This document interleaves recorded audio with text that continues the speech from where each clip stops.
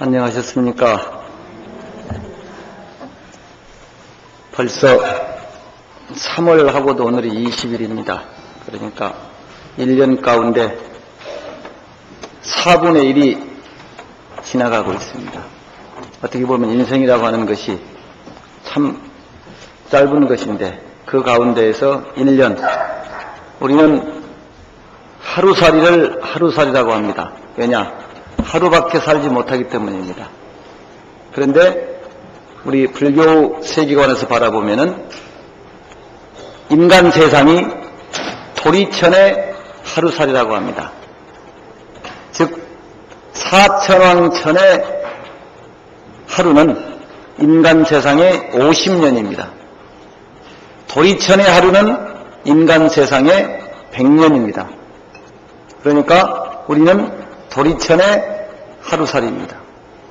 우리는 인간 세상에 하루밖에 살지 못한다고 하루살이를 하루살이라고 그러는데, 저 위에 계신 도리천의 천상에 사는 사람들 편에서 바라보면은 인간 100년을 하루살이라고 합니다. 참 우습죠? 그거 보면은. 그 하루밖에 안 되는 것도 일생입니다. 저 위에서 우리를 바라봤을 때 우리는 100년이라고 하지만 그것 또한 일생입니다. 그러니까 시간과 공간의 개념이 이렇게 다를진데, 마음속에서 또 길게 인생을 느껴지면 굉장히 길고 짧게 느껴지면 짧습니다. 하루도 길 때는 몇 년처럼 느껴지고 짧을 때는 하루가 금방 지나갑니다. 이처럼 시간의 개념이 다른데, 이제 꽃이 피고 좀 있으면 그럴 겁니다. 새해가 되면은 또 뭘 해보겠다고 계획도 많이 세우고 이럽니다마는 또 한 달도 안 가서 석 달도 안 가서 또 없어져버린 경우도 많습니다. 오늘 아침에 뉴스를 들으니까 세계 경제가 2차 대전 이후 처음으로 마이너스 성장을 기록할 것 같다는 뉴스를 들었습니다. 그런데 그런 뉴스를 듣고 또 우리 주변에 여러 가지 사건이나 상황을 접하면서도 정신을 차리지 못하는 게 또 우리입니다. 그냥 하루하루를, 1년 1년을 그냥 살고 말지요. 저는 관음절이라 그래서 한 500명쯤 오실 줄 알았더니 별로 좀 이 자리가 소소한 것이 조금 불만입니다. 마음속으로. 6살쯤 되면 한 500명쯤 됐을 줄 알았는데, 근데 항상 법회를 가보면은 제가 어디 가서 이부 법회를 해라, 무슨 법회를 나눠서 해라 이런 얘기를 합니다. 우리 불교에도 좀 그랬으면 좋겠다. 열애사도 오면 늘 관음제일 그러면 한 500명, 1000명 와서 그냥 그 모습만 봐도 자몽스럽고 신심이 나오는 이런 법회로 좀 더 발전했으면 좋겠습니다. 봄이니까 불교대학도 많이 입학을 해주시고 기도도 많이 오게 하시고, 이것이 바로 우리 불자의 책무입니다. 지금까지는 잘 살아왔고, 저는 그 전생복이라는 얘기를 많이 합니다. 금생엔 복 지어놓은 것이 없으니까 전생의 복으로 내가 이렇게 먹고 살고 신랑도 잘 만나고 애들도 잘 크고 별 큰 사고 없이 살고 있다. 전생복이 아니면 도저히 아니다, 이런 얘기를 합니다. 저도 언감생심 여러분들 앞에서 이렇게 법상에 앉아서 금생에 무슨 복을 지어서 이렇게 앉아있겠습니까? 전생복이 아니면 안 되지 않겠는가, 그런 생각을 합니다. 근데 그 복을 다 까먹고 나면은 이제 받을 복이 없어요. 그래서 법연사기에서 첫 구절이 복불가수준이라고 언제 얘기를 한번 했습니다. 복을 다 받아 쓰지 말아라. 그 복이 다 쓰고 나면은 이제는 실패나 가난하게 될 일밖에 없다. 괴로움을 받을 일밖에 없다. 그러니 복을 다 쓰지 말고 평소에 복을 좀 늘 지어라, 이런 얘기를 하는데, 스님들도 역시 딱 맞는 것 같습니다. 저희들이 무슨 금생에 큰 수행력이 있거나 큰 복을 지어서, 아니면 정말 기도를 많이 해서 그런 것도 아니고, 전생에 그래도 조금 복을 지어놨는데 지금 복을 더 짓지 않으면은 이제는 곧 떨어지리라고 생각을 합니다. 몽골 제국을 계획을 했던 그 제국의 초기 명재상이었던 야율초제라고 하는 분이 있었답니다. 이분이 무슨 대제국을 계획할 수 있는 방법이 있겠느냐고 물었을 때 이렇게 대답을 했답니다. 흥일리는 불약죄일해하고 생일사는 불약멸일산이라 이렇게 얘기를 했대요. 무슨 말이냐면 한 가지 나에게 이로운 일을 시작하는 것은 불약죄일해하고 한 가지 해로운 일을 없애는 것만 못하고 생일사는 한 가지 새로운 일을 만들어내는 것은 불약멸일산이라 한 가지 일을 줄이는 것만 못하니라 그랬답니다. 우리는 창업을 한다고 하고 또 새로운 계획을 세운다고 하고 어떻게 해보겠다고 하고 그것들이 큰 정진력이 없으면 기도 힘이 없으면 존매에서는 이루어지지 않는다는 것이죠. 그래서 한 가지 나에게 해로운 일을 없애는 것만 못하다. 한 가지 이로운 일을 시작하는 것이 또 한 가지 새로운 일을 만들어내는 것보다는 지금까지 해왔던 일 가운데에서 한 가지 일을 줄이는 것만 못하다.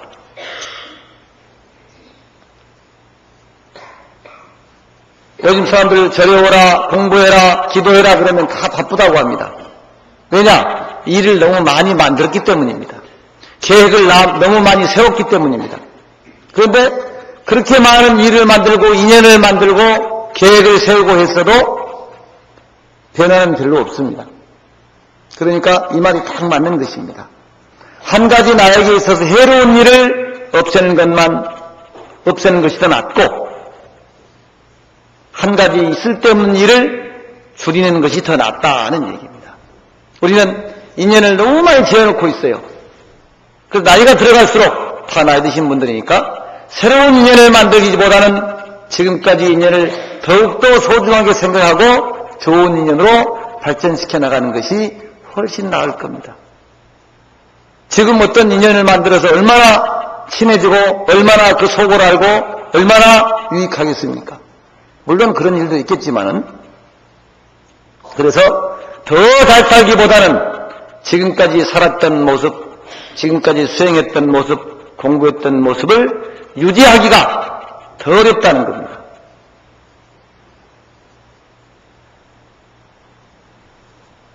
우리가 한순간이라도 실수를 하게 되면은 그것을 고치기 위해서는 훨씬 더 많은 노력이, 더 많은 시간이 필요합니다.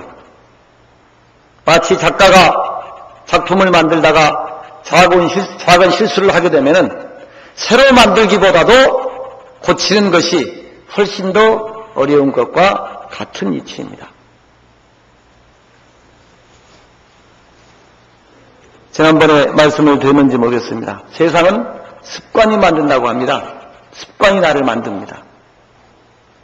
어떤 생각을 가지고 어떤 생각을 하고 어떻게 사느냐 하는 것이 문제입니다. 요즘에 제가 늘 그럽니다. 생각이 말을 낳는다. 말이 행동을 낳는다. 행동이 습관을 낳는다. 습관이 그 사람의 운명을 만든다. 즉 습관이 업을 만들고 업이 그 사람의 일생을 만들고 좌우를 한다는 거죠. 모든 성공과 실패의 95%는 습관이 결정을 한다고 합니다. 그래서 좋은 습관은 아주 어렵게 형성이 되지만은 그것은 그 사람을 성공으로 이끌고 나쁜 습관은 쉽게 형성이 되지만 그 사람을 실패로 인도한다고 합니다. 공부하는 것도 습관이고 절에 오는 것도 습관입니다. 불교대학을 다니다가 한두 번 빠지면 미안해서 안 나가고 나가기 싫어지게 되고 결국에는 작파하게 됩니다. 관음제일 절에 나오는 것도 습관입니다. 나오는 습을 들이지 않으면 별 그렇게 나오지가 않아요. 그래서 처음에는 우리가 습관을 만들지만 그 다음에는 습관이 나를 만든다. 가만히 생각해 보십시오. 내가 작은 습관이라도 처음에는 그 습관을 내가 길들여서 만듭니다. 근데 나중에는 그 습관에 의해서 내가 길들여집니다. 게으름 피우는 것도 마찬가지입니다. 108배를 하는 것도 처음에는 아주 힘들지만은 자꾸 하다 보면 길들여집니다. 나쁜 일도 마찬가지죠. 좋은 쪽이든 나쁜 쪽이든 내가 처음에는 습관을 만들지만은 그 다음에는 습관이 나를 만들더라는 거죠. 그래서 습관의 사슬은 거의 느낄 수 없을 정도로 아주 가늘다란 것이 작은 것이지만 그것을 깨달았을 때는 이미 끊을 수 없을 정도로 강해져 있더라. 마약도 마찬가지고 술, 담배도 마찬가지고 쾌락을 느끼는 것도 마찬가지입니다. 아주 작고 가늘었지만 그것을 습관이라고 내가 깨달았을 때는 이미 그것은 동화줄처럼 질기고 커져 있더라는 거죠. 그래서 우리가 잘 살기를 바란다면, 평화스럽기를 바란다면, 행복하기를 바란다면 습관에 주목해야 된다. 아까 말씀드린 대로 습관이 업이 되고 업이 운명이 되기 때문이다. 우리 불교 말에 정진이라는 말이 있습니다. 정진도 습관입니다. 자꾸 해야 그게 되는 것이지 한 번만 빼먹어도 그 다음에는 하기 싫습니다. 뭐 안 해도 괜찮던데 뭐 이렇게. 세상을 사는 진리는 어디서나 같이 적용이 됩니다. 내가 어떤 책에서 읽었더니 기술 분야에서도 어느 분야에서든 세계적인 수준의 전문가가 되려면은 1만 시간의 연습이 필요하다고 합니다. 이것을 10,000시간의 법칙이라고 해도 합니다. 10,000시간의 법칙. 야구든 뭐 작곡을 하든 목수를 하든 뭘 하든 그 방면에 달인이 요즘에 TV에도 무슨 달인 나오대요. 근데 그 사람들 얘기 들어보면 최소한 10년, 15년 해야 뭐 달인의 경지에 도달한다 그러죠. 무슨 칼질 하나 하는 것도 그렇고, 엊그저께 보니까 꽈배기 꼬는 걸 내가 한번 봤는데 그것도 잘 꼬는데 무슨 남편이 달인이라고 나왔는데 마누라가 더 달인이라고 또 나오더만요. 그건 잘못한 거라고. 내가 더 달인이라고 그래가지고 또 나오더만. 보셨습니까? 달인. 우리가 1만 시간을 계산을 해보면 하루에 3시간, 일주일에 20시간씩 10년간 연습을 하는 시간입니다. 하루에 3시간씩 10년을 해야 10,000시간을 채웁니다. 그래서 어느 분야에서든 이보다 작은 시간을 연습을 해서 세계 수준의 전문가가 탄생한 경우는 없다고 얘기를 합니다. 하루 3시간씩 10년을 해야 10,000시간입니다. 그래야 전문가가 된다는 거예요. 그런데 우리는 기도를 하루 10분도 안 합니다. 하루 30분도 안 합니다. 어쩌다 무슨 일이 생기면 한 번 와서 합니다. 그래가지고는 무슨 뭐 안 되면은 그래도 또 원망합니다. 기도해봐 소용없다고. 최소한 기도의 달인이 되지 않고서는 가피를 논하지 말아라는 얘기입니다. 지 필요할 때 조금 기도해놓고 기도가 됐다는 둥 안 됐다는 둥 가피가 됐다는 둥 없다는 둥 이런다는 거죠.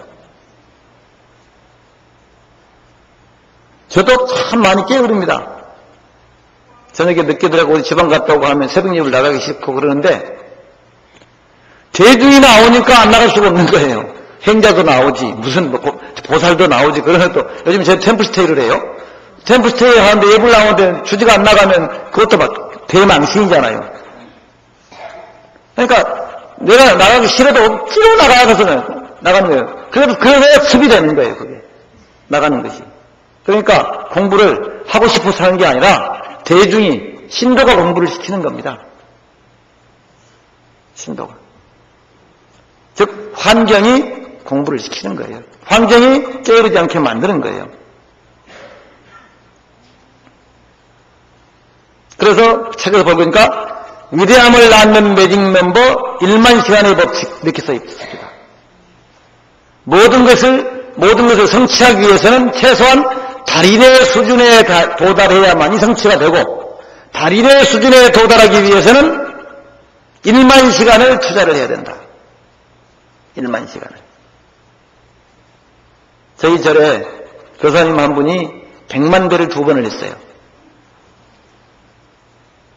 그 교사는 절에 오면 무조건 한 400~500번은 눈 뚝딱 하면 그냥 해요, 한 번에. 1080배는 기본이고, 오면 그냥 해요. 그냥 시작하면 한 1080배 해요. 빠르기도 빠르고, 뭐.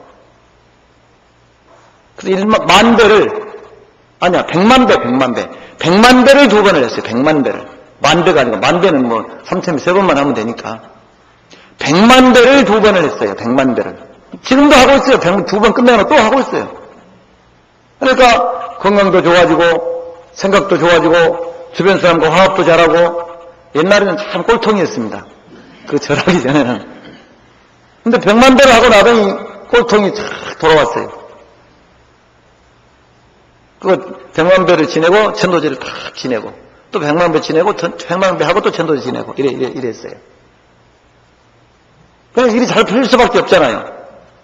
엊그저께 와서 스님 제가 또 4년간 일을 더 하게 됐습니다. 그래서 70이 다 됐는데. 그럼 남들은 지금 직장 잃고 앉아있는데 4년을 더 직장 다해도 된다고 하니 얼마나 좋은 일입니까? 이게 제가 다 절한덕임도 이러고 앉아있어요. 가피가 따온 게 아니고 그렇게 했을 때 가피가 오고 우리는 감응이라고 합니다. 감응. 난 느끼는 것이고 불보살님은 응해주는 것입니다. 내가 부처님 도와주세요 했을 때 부처님이 응하셔야 되잖아요. 응해서 나에게 뭘 딱 마음으로든 명가든 현가든 보면 나는 그걸 느끼는 거예요. 그것이 감흥입니다. 근데 느낌이 없는 거예요. 왜냐? 안 했으니까. 운동선수가 뭐 하나의 동작을 익히기 위해서도 끊임없이 연습을 합니다. 그래야 내가 느끼는 거예요.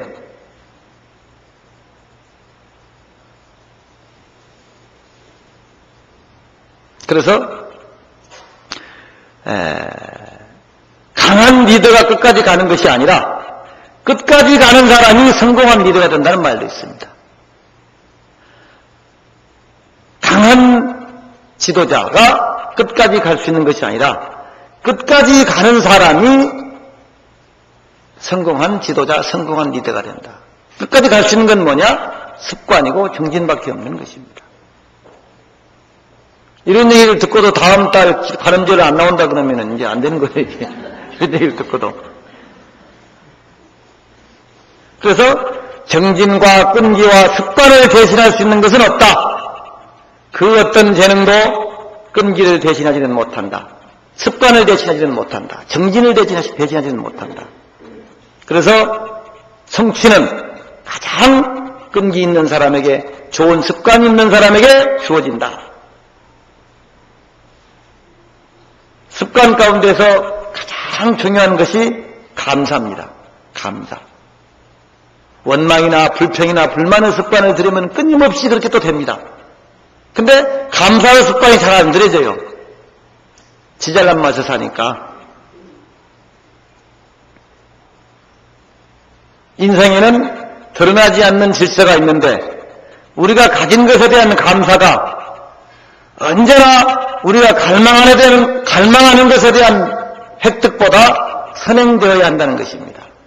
갖고 싶은 것보다, 하고 싶은 것보다, 먹고 싶은 것보다, 보고 싶은 것보다, 느끼고 싶은 것보다도 감사가 먼저 더 선행되어야 된다.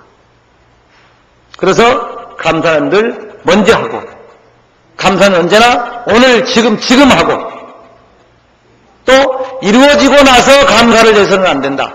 이루어지기 전에 감사를 해야 된다. 이것도 습관이니까. 그래서 감사의 속에서 마음도 열리고 성취도 되고 화합도 되고 다 그러는 거죠. 그래서 감사라는 말의 수익률은 무한대다는 말이 있습니다. 감사라는 말의 수익률이 100%다 200%다 따지잖아요. 감사라는 말의 수익률은 무한대이다. 무한대이다. 요즘 어렵다고들 하는데 어려우니까 감사하는 말이 잘 안 나와요. 불평한 말이 나오고 원망하는 말이 나오고 나무 탓으로 돌리는 말이 나옵니다. 지금까지 몸과 마음이 나쁜 쪽으로 습관되어졌기 때문에, 익숙해졌기 때문에 쉽게 못 고쳐요. 못 끊어요. 냉장고에 먹을 거 넣고 싸고 살고 있다가 냉장고 텅텅 비우고 살 수 있나요? 먹던 거 계속 먹어야지. 하던 짓 계속 해야지. 안 되는 겁니다. 이게. 이미 습이되어 있어요, 몸이. 그것도 습관입니다. 그래서 그것이 없을 때의 상태로 그것을 우리는 초심이라고 합니다. 불교에서는. 초심으로 돌아가야 된다. 무엇인가 잘못된 것이 있으면은 그것이 시작되기 이전에 처음으로 돌아가야 합니다. 그래야 잘못을 알 수 있습니다.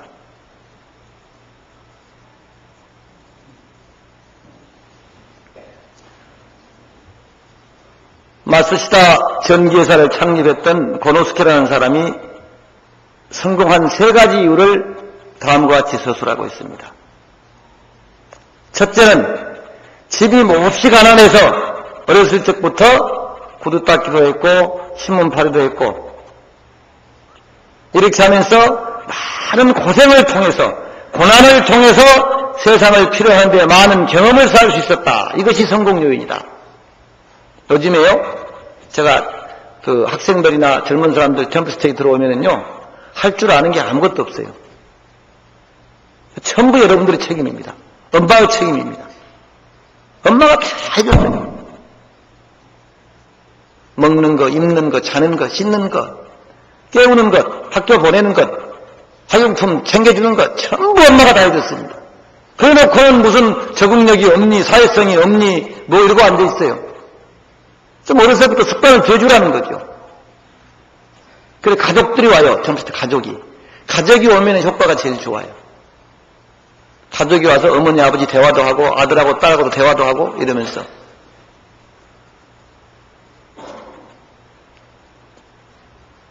아무것도 할 줄 아는 게 없어요. 요즘 군대 가도 그런다요. 옛날에는 저 군대 갈 때만 해도 서울 사람이 오면 고문관입니다. 할 줄 아는 게 없으니까 작업을 하든 뭘 하든 할 줄 아는 게 없잖아요. 서울 놈들이 오면. 그러니까 그 분대에 시골 사람이 오면 좋아해요. 무슨 작전을 수행하든 작업을 하든 뭘 하든 금방 하니까. 서울 사람이 오면 뺀질이가 돼가지고 무슨 요령만 부리고 진도도 안 나가고 안 돼요. 예.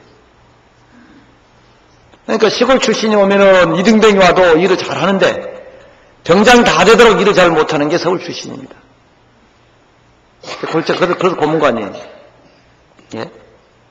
근데 많은 고생을 해봐야 되는데 고생을 전혀 시키지 않고 세상이 어려워지니까 적응이 안 된다는 거죠. 그러니까 맨날 놀고 있는 거죠. 돈 조금 준다고 안 가고.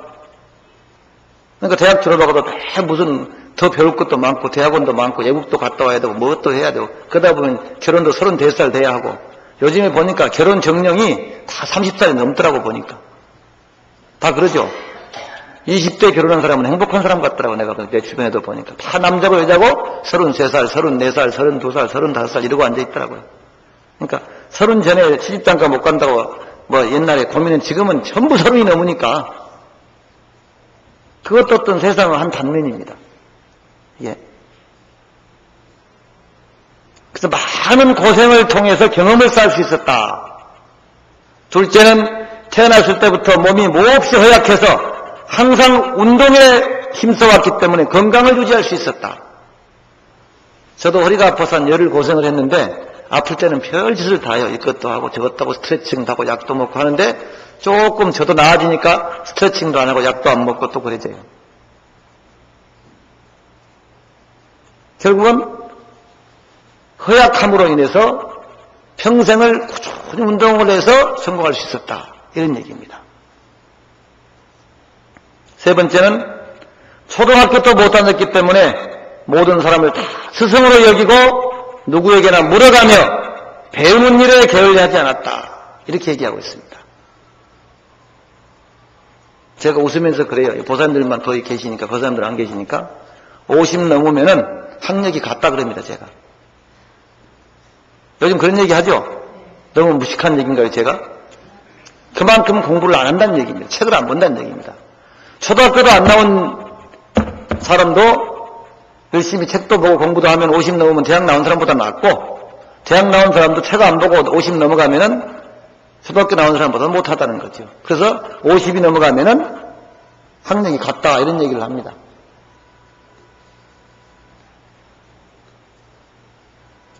그러니까 저도 도표로 올라오면은 고민이 많아요. 열애사 특히 올라오면 고민이 많아요. 구룡사 가려면 고민이 많아요. 하도 많은 말을 해서 제 말을 내가 했는지 안 했는지, 또 새로운 얘기를 해줘야 되는데 이거 새로운 소재거를 찾으려면 또 그것도 고민이고, 그러니까 조금 부담스러워요. 법해달라 그러면. 그렇잖아요. 여러분들은 어떨지 몰라도 저는 부담스러워요, 사실은. 그리고 경전도 보통 한두 대목이지 계속 그 경전 가지고 어떻게 할 수도 없고, 그래서 어떤 강사 스님은 절대 법문을 해달라 그러면 안 해줘요. 대신 강의를 해달라 그러면 해줘요. 교재를 놓고. 교재 놓고 강의하면 제일 편하거든. 근데 법문을 해달라 그러면 이거 또 좀 차원이 달라집니다. 이게.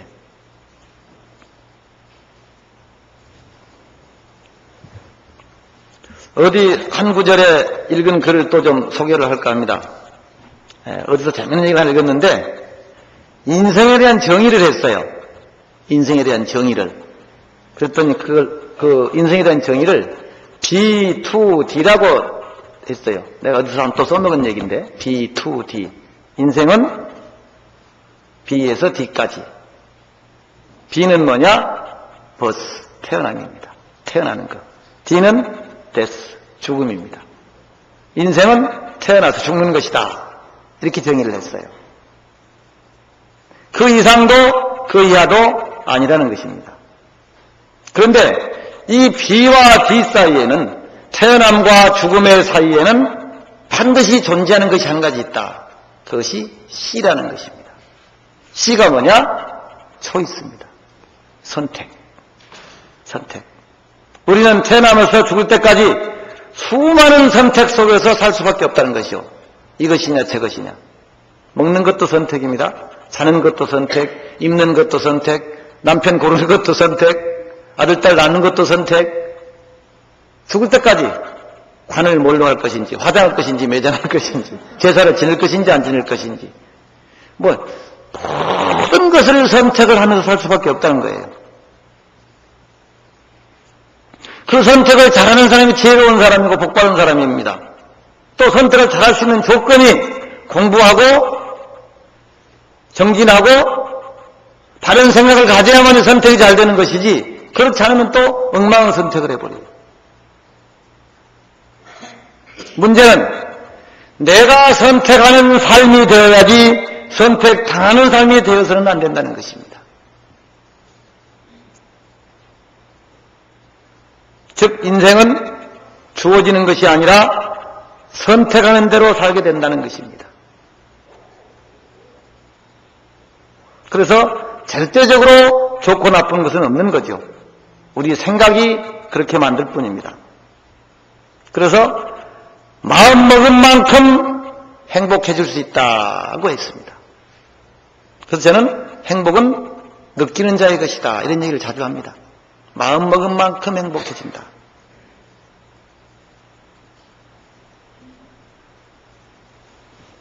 행불행을 결정하는 것이 외부 환경이 아니라 그 환경을 어떻게 바라볼 것인가에 대한 나의 선택에 달려있다. 이것과 연장선상에서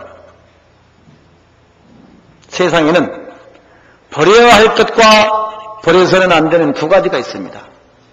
이것을 세상을 사는 지혜, 삶의 지혜라고 하는데 이것을 상과 변이라고 합니다. 상은 절대 영원한 것이고 변해서는 안 되는 것입니다. 마치 부부관계든 부자관계든 직장에서든 목숨을 버려서라도 꼭 지켜야만 되는 것이 상입니다. 이 상은 영원할 상자도 되고 떳떳할 상자도 되고 다 되겠죠. 근데 변은 뭐냐? 그 상을 변화시킬 수 있는 것입니다. 예컨대 스님이라고 하면은 반드시 해서는 안 될 것이 있습니다. 지켜야 될 것이 있습니다. 그런데 한 걸음 나아가서 스님이라도 적당히 변해야 될 것이 있습니다. 시간과 장소에 따라서 변해 주어야 할 것이 있습니다.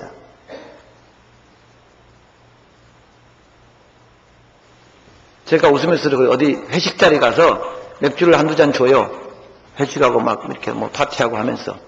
그럼 스님이 그 자리 망치잖아요. 그럼 제가 한두 잔 받아 먹습니다. 많이 줄라 그래요. 거기까지는 안 됩니다. 그래요. 내가 한두 잔 받아 먹는 것까지는 그건 상을 지키는 거예요. 그리고 변해주는 거예요. 음식으로 쳐서. 그 이상 넘어가면은 이건 상을 무너뜨리는 것이다. 그래서는 안 된다. 부부지간에도 마찬가지잖아요. 부모 자식도 마찬가지고 사제지간도 마찬가지고 친구지간도 마찬가지입니다. 회사를 경영하는 데 있어서도 마찬가지입니다. 그 회사가 살아남기 위해서는 반드시 가지고 있어야 될 것이 있습니다. 자본이 됐든 기술이 됐든 그 사람 구성원이 됐든. 그런데 그것을 버리는 순간, 그 상을 버리는 순간에 그 회사는 망하고, 그 상이 무너지는 순간에 가정은 무너지고, 그 상이 무너지는 순간에 불교는 없어집니다. 이건 자존심의 얘기가 아니고 이것이 진리라는 것입니다. 그래서 저는 이것을 상과 변의 조화라고 얘기를 하고 있습니다. 여러분들이 일법에 나오고 관음절법에 나오고 하는 것이 상이라고 했다면 상이 이루어져야 되죠. 그런데 어쩔 수 없이 못 나올 상황이 발생했다. 이것이 변입니다. 저는 신앙적으로 그렇게 생각하고 싶어요. 그런데 변을 너무 많이 주다 보니까 상이 무너져 버리고 그 사람은 정체성도 없어져 버리고 타락으로 파멸로 가버리더라는 거죠. 그래서 상을 유지하는 것은 굉장한 끈기와 굉장한 정진과 굉장한 노력이 필요한 것입니다. 신앙생활 하는 것도 마찬가지입니다. 굉장한 끈기도 있어야 되고 노력과 정진이 있어야 됩니다. 인내가 있어야 됩니다. 그래서 변화에 대응해서 성공한 국가가 됐든 가정이 됐든 개인이 됐든 그 뒤에서는 한눈에 보이지 않는 노력을 쌓아왔다는 것을 알 수 있습니다. 관음제에 나와서 기도하고 참여하고 정진하는 건 노력입니다. 정진입니다. 그래서 상 없이는 변도 없으며 상 속에서 변을 추구해야 한다. 수행이나 정진도 마찬가지입니다. 지 할 거나 하지도 않으면서 남한테 요구한 것만 많잖아요. 상은 유지시켜주지 않으면서 변만 요구하는 거예요. 물론 모든 것을 다 안고 갈 수는 없습니다. 털어낼 것은 털어내야 되고 핵심에 집중해야만이 이 시기에 아마 살아남을 수도 있고 직장에서도 마찬가지고 우리 가정생활도 마찬가지일 것입니다. 그런데 버리는 것만이 또 능사는 아니죠. 변하는 것만이 능사는 아니죠.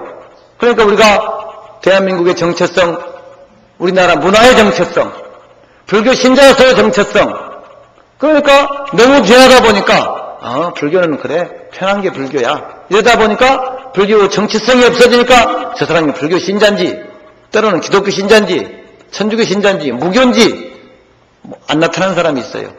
불교 절에를 다니면서도 편한 대로만 해버리니까 불교는 편한 게 아닙니다. 불교는 어려운 거고 불교야말로 가장 정진을 필요로 하는 것입니다. 유일신의 신앙에서는 법으로 이거 안 하면 안 된다고 못 박아버립니다. 근데 불교에서는 못 박은 것이 없습니다. 관음주에 나와도 되고 안 나와도 되지요. 11조 안 내면 안 된다는 게 교회 아닙니까? 여러분들 보고 11조 안 내면 안 돼 하는 거 없잖아요. 내고 싶을 때 내고 내고 싶을 만큼 내고 나오고 싶을 때 나오고 굉장히 어려운 겁니다. 그래서 내가 상을 지켜주지 않는 한 쉽지 않다는 거예요.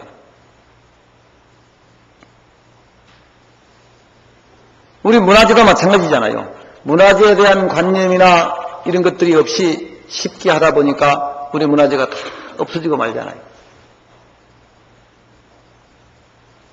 우스운 예로요. 제가 70년대 그때만 해도 문화재에 대한 관심이 별로 없었어요. 그럼 그때 법당에 신라시대나 고려시대쯤 된 조선 초기쯤 되는 벽화가 다 있다 칩시다. 법당에. 근데 모르니까 그걸 페인트 칠했어요. 지금은 절대 그럴 일이 없죠. 그만큼 공부도 많이 했고 관심도 있고 중요하다는 걸 아니까, 문화유산이 중요하다는 걸 아니까. 그때는 다 이 절에 있는 걸 저절로 가져가고 어느 스님이 살다 그냥 절에 있는 그냥 좋은 거 있으면 들고 가버리고 없고 거기다 벽화에다 페인트 칠도 하고 니스도 칠하고 그러고 살았어요. 그럼 무지지요. 무지. 아마 집에 여러분들도 그랬을 거예요. 나이 드신 분들 60년대 뭐 이럴 때 시골에 좋은 거 많았는데 고물장사들 다 주고 말았죠. 엿바꿔 먹고 말았잖아요.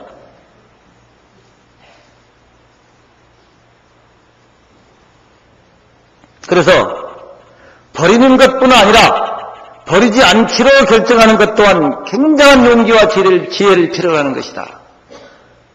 내가 상을 지킨다고 하는 것도 용기와 지혜가 필요한 것이고, 무엇을 결정하면서, 아까 초이스입니다. 이렇게 하기로 결정하는 것 또한 굉장한 용기와 지혜가 필요한 것이다. 그냥 해서는 안 된다. 그러니까 여러분들이 관음제를 열애설 나와야 되는데, 오늘은 못 나간다 결정하기까지는 그냥 쉽게 해서는 안 된다는 거죠. 그만한 이유가 있어야 되고, 더한 가치를 부여했을 때 열애설 안 나올 수 있다는 거죠, 관음제를. 안 그러면 열애설 나오는 초이스를 해야 된다는 거죠. 어떻습니까? 다음 달에도 초이스를 하겠습니까? 정무님 오신 거 보니까 마치라는 말씀이에요.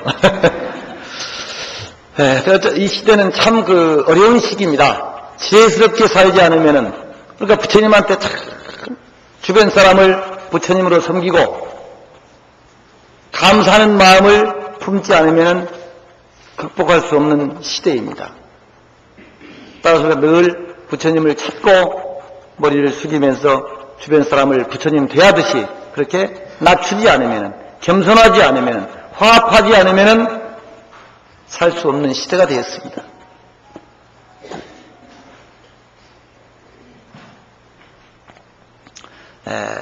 벤자민 프랭클린이라고 하는 사람이 이웃 노인 댁에 방문을 갔습니다. 방문이 끝난 뒤에 노인이 집 밖으로 나가는 지름길을 가르쳐줬대요. 그런데 지름길 중간쯤에 천장보다 낮은 대들보가 있었답니다. 들보가. 그래서 노인이 이 벤자민 프랭클린이 머리를 부딪힐까 봐서 주의를 줬대요. 머리를 숙이시오. 머리를 숙이시오. 근데 이 프랭클린이 들보를 보지 못하고 저 노인네가 왜 저러나 하는 생각하는 사이에 머리를 부딪히고 말았답니다. 그래서 그 노인이 말했대요.